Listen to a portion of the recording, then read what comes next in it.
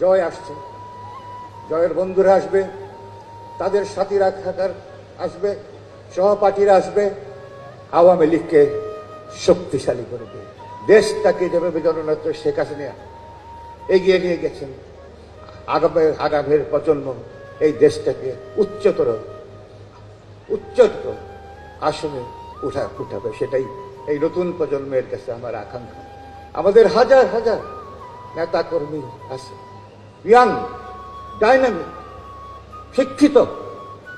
আমাদের কর্মীর কিন্তু অভাব নাই, কিন্তু অভাব নাই।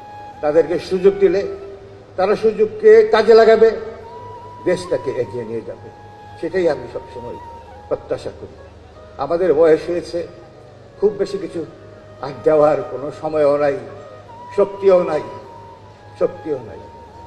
আমরা আমাদের ভরসা এই নতুন প্রজন্মের প্রতি।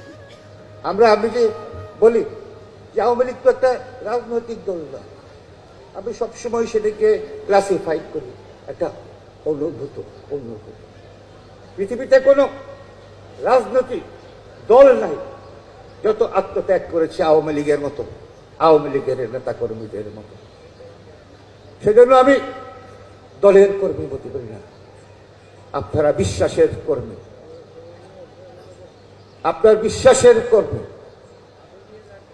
এই যে অনুভূতি, এই অনুভূতি আওয়ামী লীগের অতীত। আমি কোনোদিনই নিজেকে আওয়ামী লীগের নেতা মনে করি না। আমাকে কেউ নেতা হিসেবে ডাকুক, সেটাও আমি চাই না। আমি চাই যে অনুভূতি, এই অনুভূতির ভিতরেই থাকতে চাই। সেটাই হলো আমার চলার পথের। যতদিন জীবিত থাকব এই অনুভূতির সঙ্গেই আমি থাকব। নতুন প্রজন্মকে আসার সুযোগ করে দেব, যাতে তারা এই আওয়ামী লীগটাকে সর্বোচ্চ শিখরে নিয়ে যেতে পারে। তাদের জন্য, তাদের সঙ্গে আমি আশা করি। সবাইকে ধন্যবাদ। জয় বাংলা, জয় বঙ্গবন্ধু।